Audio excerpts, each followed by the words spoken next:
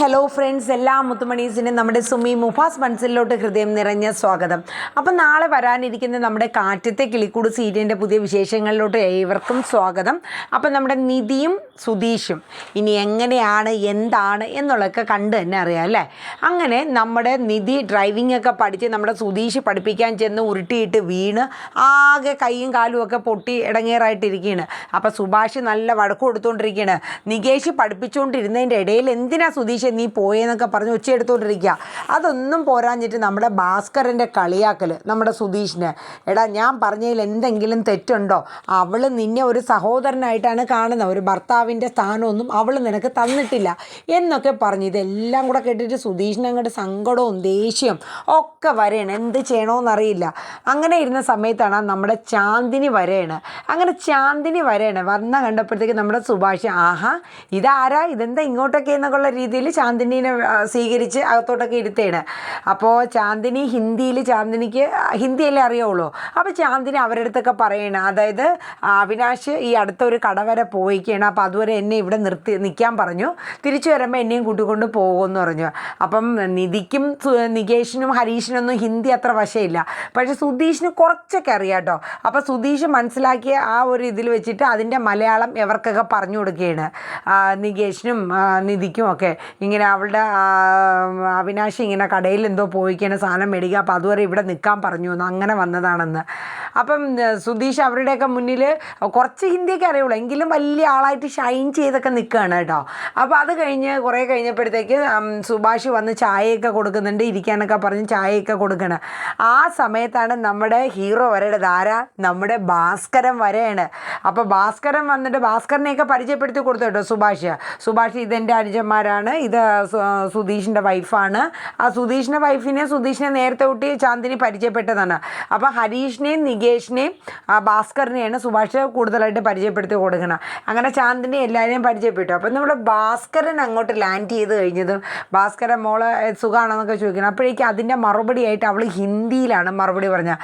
അപ്പം നമ്മുടെ ഭാസ്കരന് മനസ്സിലായി, ഓ അവൾക്ക് മലയാളം പറയാൻ അറിയില്ല, അവൾക്ക് കൂടുതൽ ഹിന്ദി മാത്രമേ അറിയാവുള്ളൂ എന്ന് തോന്നുന്നുണ്ട്. അപ്പോഴേക്കും നമ്മുടെ ഭാസ്കരൻ അങ്ങോട്ട് എടുത്തങ്ങോട്ട് വെതറിയില്ലേ എന്താ ഹിന്ദി. കാരണം ഭാസ്കരൻ ലോറി ഓടിക്കാൻ പോയിട്ട് ഭാസ്കരന് 3-4 ഭാഷകൾ കൈകാര്യം ചെയ്യാറിയാം. ഇംഗ്ലീഷ്, ഹിന്ദി, തമിഴ്, അങ്ങനെ തെലുങ്ക്, അങ്ങനെ കുറേ ഭാഷകൾ കൈകാര്യം ചെയ്യാം. അപ്പം മണി പോലെ ഭാസ്കരൻ അങ്ങോട്ട് ഹിന്ദിയിൽ സംസാരിക്കാൻ തുടങ്ങിയില്ലേ. അപ്പോഴേക്ക് എല്ലാവരുടെയും മുന്നിലും ഭാസ്കരൻ അങ്ങോട്ട് ഞെളിഞ്ഞ് നല്ല വലിയ ആളായിട്ട് ഹീറോനെ പോലെ നിൽക്കുകയാണ്. ഈ സമയത്താണ് നമ്മുടെ സുധീഷിനൊരു കോള് വന്ന് സുധീഷ് അങ്ങോട്ട് പോവാണ്. അപ്പോഴേക്ക് സുധീഷ് മനസ്സിൽ ചിന്തിക്കുകയാണ്, ഓ ഞാനൊന്ന് അവരെയൊക്കെ മുമ്പിൽ ഷൈൻ ചെയ്തുകൊണ്ട് നിന്നാണ്, അപ്പോഴേക്കും വന്നത് തകർത്തു എന്നൊക്കെ പറഞ്ഞിട്ട് സുധീഷ് ആ കോളും എടുത്തോണ്ട് ഫോണും എടുത്തോണ്ട് അങ്ങോട്ട് വെളിയിലോട്ട് പോയി. അപ്പോഴേക്കും ഭാസ്കരൻ അങ്ങോട്ട് തുടങ്ങിയില്ലേ, ഭാസ്കരൻ ഹിന്ദിയിൽ അങ്ങോട്ട് അടിച്ച് ഭയങ്കരമായിട്ട് ചാന്ദിനിയായിട്ട് സംസാരിക്കുകയാണ്. അപ്പോൾ എല്ലാവരും നോക്കിക്കൊണ്ടൊക്കെ നിൽക്കുകയാണ് കേട്ടോ. അപ്പോൾ ഒടുവിൽ നികേഷും സുധീഷും ഹരീഷൊക്കെ ഇങ്ങനെ നോക്കി നിൽക്കുകയാണ്. അപ്പോൾ സുധീഷ് പറഞ്ഞു, കുറേ നേരം ആയല്ലോ ഈ കത്തി വയ്ക്കില്ലേ, ഒന്ന് പൊക്കൂടെ എന്ന് വയ്ക്കും. അങ്ങനെ നമ്മുടെ ഭാസ്കരൻ പതുക്കെ അവിടെ നിന്ന് മാറി, മോളെ ഞാനെന്ന് അങ്ങോട്ട് ഇരിക്കുക എന്നൊക്കെ പറഞ്ഞ്, നിങ്ങൾ സംസാരിച്ചിരിക്കുക എന്നൊക്കെ പറഞ്ഞ് ഭാസ്കരൻ പുറത്തോട്ട് ഫ്രണ്ടിൽ പോയിരിക്കുകയാണ്. ഈ സമയത്ത് നമ്മുടെ സുഭാഷ് ചെന്നിട്ട് ചാന്ദിനിക്ക് കഴിക്കാൻ ആഹാരമൊക്കെ എടുത്തുകൊണ്ടൊന്ന് കൊടുക്കുകയാണ്. അങ്ങനെ ചാന്ദിനി ആഹാരമൊക്കെ കഴിക്കാൻ കേട്ടോ. അപ്പം ഭാസ്കരന് ഇത്രയും ലാംഗ്വേജൊക്കെ അറിയാമെന്നുള്ള കാര്യം നിധി ഉൾപ്പെടെ അപ്പോഴാണ് നിധിക്കും അറിയുന്നത് കേട്ടോ. ഭാസ്കരൻ ഇങ്ങനെ ഹിന്ദിയും ഇതൊക്കെ സംസാരിക്കാൻ അറിയാം എന്നുള്ള കാര്യം. അങ്ങനെ എല്ലാവരുമായിട്ട് സന്തോഷത്തോടെ നമ്മുടെ ചാന്ദിനി അവിടെ നിന്ന് പോവാണ്. അപ്പോൾ അതിൻ്റെ ഇടയിൽ നമ്മുടെ നികേഷ് ചെറിയൊരു പണി ഒപ്പിക്കും കേട്ടോ. അതായത് വേറൊന്നുമല്ല, നികേഷ് ഹരീഷും കൂടെ അങ്ങോട്ടും ഇങ്ങോട്ടും പറയും, നമുക്ക് ഈ ചാന്ദിനിയെ കൊണ്ട് അച്ഛനെ ഒരു വാക്ക് വിളിപ്പിക്കാം മലയാളത്തിലെന്ന് പറഞ്ഞു. ഹരീഷ് ചോദിക്കണ്ടേടാ എന്ത് വാക്കാ നീ വിളിപ്പിക്കാൻ പോണത്? അപ്പം നികേഷ് പറഞ്ഞ്, അതെ വിളക്കെണ്ണ എന്നിങ്ങനെ വിളിക്കാൻ പറഞ്ഞു, അച്ഛ വിളക്കെണ്ണ ഇങ്ങനെ ഒന്ന് വിളിക്കാൻ പറഞ്ഞു. അപ്പം പാവം ചാന്ദിനിക്ക് അറിയില്ല ഇതെന്താ ഈ വിളിക്കാൻ പോകുന്നത് എന്നൊന്നും ചാന്ദിനിക്ക് അറിയില്ല. ചാന്ദിനി നേരെ അച്ഛൻ ഭാസ്കറിൻ്റെ അടുത്തോട്ട് ചെല്ലുകയാണ്. എന്താ മോളെ ഇറങ്ങുകയാണോ എന്നൊക്കെ ചോദിച്ചു. അപ്പോൾ ചാന്ദിനി അപ്പോൾ തന്നെ അച്ഛ വിളക്കെണ്ണ എന്നിങ്ങനെ പറയണ്. ആഹാ നീ കൊള്ളാലോടി, നിനക്ക് മലയാളം അറിയില്ല എന്ന് പറഞ്ഞിട്ട് നീ എന്നെ വിളക്കെണ്ണയെന്ന് വിളിച്ചു അല്ലേ എന്നും പറഞ്ഞ് ഭാസ്കരൻ 2 ചാട്ടമൊക്കെ ചാടിയിട്ട് ദേഷ്യപ്പെട്ട് അവിടെ നിന്ന് ഇറങ്ങി പോകണം കേട്ടോ. പാവം ചാന്ദിനിയുടെ മുഖമൊക്കെ ആകെ വല്ലാണ്ടായിപ്പോയി. ചാന്ദിനിക്ക് അറിയില്ലല്ലോ ഇതെന്താണ് ആ വേർഡ്, അങ്ങനെ ഒരു ഇതായിട്ടുള്ള വേർഡാണോ, കളിയാക്കുന്ന വേർഡാണോ എന്നൊന്നും ചാന്ദിനിക്ക് അറിയില്ല. അപ്പോഴേക്ക് സുഭാഷ് വന്നിട്ട് നികേഷിനും ഹരീഷിനിട്ട് നീയൊക്കെ എന്ത് പണിയാടാ കാണിച്ചത്, ആ കൊച്ചിനെ അറിയാവോ, അങ്ങനെ എന്തിനാ വിളിപ്പിച്ച്, അച്ഛൻ ദേഷ്യപ്പെട്ട് പോണ കണ്ടോ എന്നൊക്കെ പറഞ്ഞ് ഭാസ്കരൻ അവർക്ക് വഴക്ക് കൊടുക്കേണ്ടിട്ട് നികേഷിനും ഹരീഷിനും. അങ്ങനെ അത് കഴിഞ്ഞിട്ട് ചാന്ദിനി എല്ലാവരുടെ അടുത്ത് യാത്രയൊക്കെ പറഞ്ഞ് ഫുഡൊക്കെ കഴിച്ച് അവിടെ നിന്ന് പോവാണ്. അങ്ങനെ അത് കഴിഞ്ഞ ശേഷം നമ്മുടെ നിധിയും നികേഷും കൂടെ നമുക്കിനി ഡ്രൈവിംഗ് പഠിച്ച് തുടങ്ങാമെന്നും പറഞ്ഞ് അവർ ആ വീടിൻ്റെ മുറ്റത്തുള്ള സ്പേസിലൊക്കെ ആയിട്ട് വണ്ടി ഓടിക്കുകയാണ്. അങ്ങനെ നികേഷ് കുറേശ്ശായിട്ട് പറഞ്ഞു കൊടുക്കുന്നുണ്ട്. അപ്പം നിധിക്ക് കുറേ കൂടെ ഇമ്പ്രൂവ്മെൻ്റ് ആയിട്ടോ, നിധിക്ക് കുറച്ചൊക്കെ ബാലൻസ് കിട്ടി തുടങ്ങിയിട്ടുണ്ട്. അങ്ങനെ നിധി അത്യാവശ്യം വണ്ടി ഓടിച്ചു തുടങ്ങി. അപ്പോൾ ഹരീഷും അതിൻ്റോടൊപ്പം ഗൈഡ് കൊടുക്കുകയാണ്. ഇതൊക്കെ കണ്ടിട്ട് നമ്മുടെ സുധീഷിന് അങ്ങോട്ട് സഹിക്കാൻ പറ്റുന്നില്ല കേട്ടോ. സുധീഷ് നോക്കുമ്പോൾ പൈസ മുടക്കി വണ്ടി മേടിച്ചു കൊടുത്ത് അവരുടെ ഭർത്താവായ ഞാൻ ഇവിടെ നിൽക്കണോ, അവന്മാർക്ക് 2 പേർക്കാണ് കൂടുതൽ പ്രിഫറൻസ്. എന്ത് ചെയ്യാനാ? അതിൻ്റെ ഇടയിൽ ഭാസ്കരൻ്റെ ഒരു കുണച്ച ചിരി. എന്ത് ചെയ്യും? സുധീഷിനെ അങ്ങോട്ട് സഹിക്കാൻ പറ്റില്ല. സുധീഷ് ഇടിച്ച് കയറി അങ്ങോട്ട് ചെല്ലേണ്. അതെ എടാ, നിന്നെയൊക്കെ ഡ്രൈവിംഗ് പഠിപ്പിച്ച് എന്നത് ഞാനല്ലേ? അതേ നിധി, ഞാൻ നിന്നെ പഠിപ്പിച്ചു തരാം. അപ്പം നിധി പറഞ്ഞു അയ്യോ വേണ്ട. സുധീഷ് അങ്ങോട്ട് മാറി നിന്നോ. കാരണം സുധീഷ് പഠിപ്പിച്ച് വീണതിൻ്റെ ക്ഷേതം എനിക്കിപ്പോഴും മാറിയിട്ടില്ല. എനിക്കിപ്പോൾ നികേഷും ഹരീഷും നന്നായിട്ട് പറഞ്ഞു തരുന്നുണ്ട്. എനിക്ക് അവർ പറഞ്ഞു തരുന്നതാണ് കുറച്ചും കൂടെ കൂടുതൽ ഇഷ്ടമെന്നൊക്കെ പറഞ്ഞു കേട്ടോ. നമ്മുടെ സുധീഷ് ആകെ അങ്ങ് സങ്കടമായിട്ടോ. സുധീഷിന് എന്ത് ചെയ്യണമെന്ന് പറഞ്ഞുകൂടാ. സുധീഷ് പോയപ്പോൾ അവിടെ ഇരുന്നു കേട്ടോ. അപ്പോഴേക്കും നമ്മുടെ നികേഷ് നിധിയുടെ അടുത്തും ഹരീഷിൻ്റെ അടുത്ത് പറയും അയ്യോ സുധീഷ് ചേട്ടന് കുറച്ച് വിഷമമായെന്ന് തോന്നുന്നു. അപ്പം നിധി പറഞ്ഞു കുറച്ചങ്ങോട്ട് വിഷമം വന്നോട്ടെ, ഒരു കുഴപ്പമില്ല, ഞാൻ വീണപ്പോൾ ഈ വിഷമമൊന്നും കണ്ടില്ലല്ലോ, അതുകൊണ്ട് ഒരു കുഴപ്പമില്ല എന്ന് പറഞ്ഞു. അപ്പോൾ ഹരീഷും നികേഷും കൂടെ മുഖത്തോട് മുഖം നോക്കി ചിരിച്ചു കേട്ടോ. ഈ സമയം നമ്മുടെ സുധീഷാണെങ്കിൽ അവിടെ ഇരുന്നിട്ട് ആകെ ഒരു അസ്വസ്ഥമായിട്ട് ഇങ്ങനെ ഇരിക്കുകയാണ്. അവസാനം നിവർത്തിയായിട്ട് അവിടെ നിന്ന് എഴുന്നേറ്റ് പോവാണ് കേട്ടോ. അങ്ങനെ അവിടെ നിന്ന് നേരെ ട്രാവൽ ഏജൻസിയിൽ നമ്മൾ സുധീഷ് പോവാണ്. ഈ സമയം നമ്മുടെ നിധി ഏകദേശമൊക്കെ നന്നായിട്ട് വണ്ടി ഓടിച്ച് പഠിച്ച് വരികയാണ്.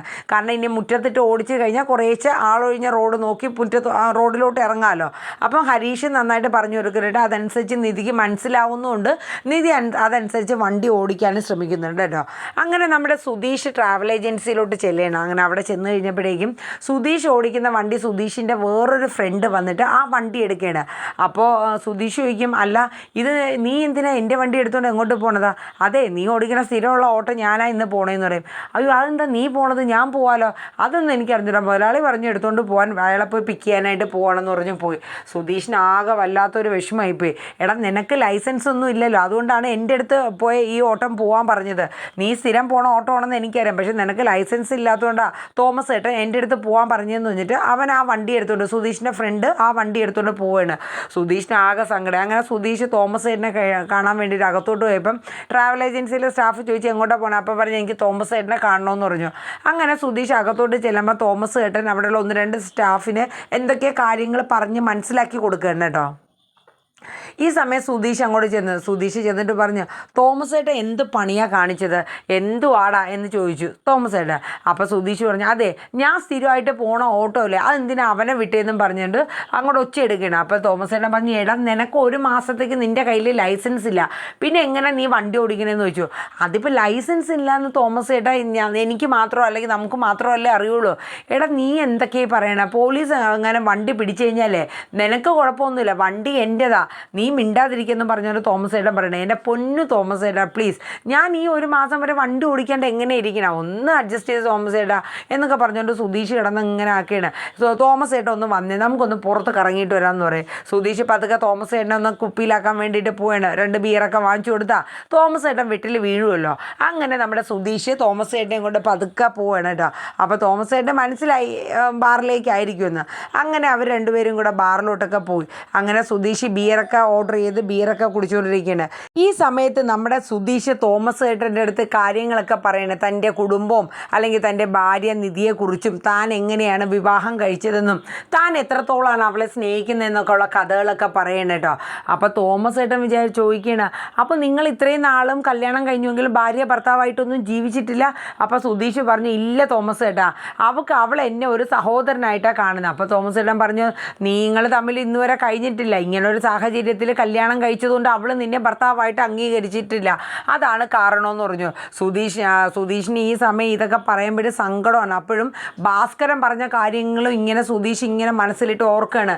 നിന്നെ അവൾ അവസാനം ഒരു സഹോദരനെ പോലെ കാണുള്ളൂ, അവസാനം അവളൊരു കിളി പറന്നു പോകും പോലെ പറന്നു പോകും. ഇതൊക്കെ ഇങ്ങനെ ഓർത്തോർത്ത് സുധീഷ് ബീറും അടിച്ച് തോമസ് ചേട്ടൻ്റെ അടുത്ത് സംസാരിച്ചിരിക്കുകയാണ്. അപ്പോൾ തോമസ് ചേട്ടനും പറഞ്ഞു, എടാ നീ ഇങ്ങനെ കാര്യങ്ങൾ മുന്നോട്ട് കൊണ്ടുപോയതുകൊണ്ട് ഒരു കാര്യമില്ല, നീ ഒരു തീരുമാനം എടുക്കണം. നീ അവളുടെ കഴുത്തിൽ താലി കിട്ടിയ ഭർത്താവല്ലേ, അപ്പം നിനക്ക് നിൻ്റേതായ കുറച്ച് അധികാരങ്ങളൊക്കെ ഉണ്ട്. നീ പറയണത് പോലെയൊക്കെ അവളും കേൾക്കണം, അല്ലാണ്ട് അവളെ ഇഷ്ടത്തിനല്ല. നീ അവളുടെ കഴുത്തിൽ താലി കിട്ടിയോ അപ്പോൾ നീ ഭർത്താവ് തന്നെയാണ് എന്നും പറഞ്ഞ് തോമസ് ചേട്ടനും കൂടെ കുറേ കാര്യങ്ങൾ പറഞ്ഞു ഏറ്റി കൊടുക്കുകയാണ്. അപ്പോൾ അച്ഛൻ ഭാസ്കരൻ പറഞ്ഞ കാര്യവും തോമസ് ചേട്ടൻ പറഞ്ഞ കാര്യങ്ങളെല്ലാം കൂടെ കേട്ടിട്ട് സുധീഷ് ഒടുവിൽ എന്തായാലും ബിയർ അടിച്ച് ഇന്ന് എന്തായാലും നിധിയുടെ അടുത്ത് പോയി താൻ ആരാണ്, അല്ലെങ്കിൽ തൻ്റെ ഭർത്താവിൻ്റെ ഒരു ഉത്തരവാദിത്വവും കടമ എന്താണെന്നൊക്കെ ഇന്ന് ഞാൻ കാണിച്ചു കൊടുക്കണുണ്ടെന്നും പറഞ്ഞ് സുധീഷ് ആ ബാറിൽ നിന്ന് ആ ബിയറൊക്കെ അടിച്ച് ഒരു അത്യാവശ്യം നല്ല മൂടി തന്നെ അങ്ങോട്ട് വീട്ടിലോട്ട് പോകുന്ന സീനൊക്കെയാണ്. അപ്പം നാളെ വരുന്ന സീൻ ഇനി എന്തൊക്കെയായി തീരും എന്നുള്ളതൊക്കെ നമുക്ക് വരും ദിവസങ്ങളിൽ കാത്തിരുന്ന് തന്നെ കാണാം കേട്ടോ. അപ്പോൾ എല്ലാവർക്കും നല്ലൊരു ശുഭരാത്രി പറയുന്നു. അതിനോടൊപ്പം തന്നെ നമ്മുടെ വീഡിയോസ് കേൾക്കുന്നതിനോടൊപ്പം ലൈക്ക് അടിക്കുക, ഒപ്പം തന്നെ ഹൈപ്പ് ബട്ടൺ ആ സ്റ്റാറും കൂടെ അങ്ങ് പ്രസ് ചെയ്യുക കേട്ടോ. അതോടൊപ്പം തന്നെ പുതുതായിട്ട് വരുന്നവർ നമ്മുടെ ചാനലും കൂടെ ഒന്ന് സബ്സ്ക്രൈബ് ചെയ്യുക. അപ്പോൾ ഒരിക്കൽ കൂടി നല്ലൊരു ഗുഡ് നൈറ്റ് പറഞ്ഞുകൊണ്ട് ഇന്നത്തെ നാളെ വരാനിരിക്കുന്ന കാറ്റത്തെ കിളിക്കൂട് സീരിയലിൻ്റെ പ്രൊമോ വീഡിയോ ഇവിടെ വൈൻഡപ്പ് ചെയ്യുന്നു. അപ്പം ലൈക്ക്, ഹൈപ്പ്, കമൻറ്റ് ഇതൊന്നും മറന്നു പോകണ്ട കേട്ടോ. Tata, bye bye, take care, good night.